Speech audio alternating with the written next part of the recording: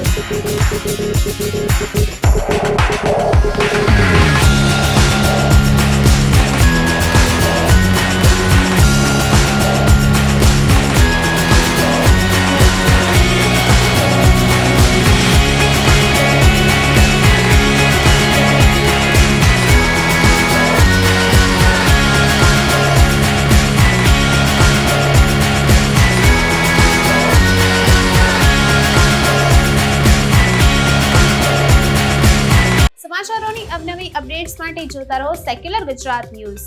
સાથે secular Gujarat news ચેનલને like, share અને સબસ્ક્રાઇબ કરો અને બેલ આઇકોન દબાવીને સમાચારોની ઝડપી માહિતી મેળવો।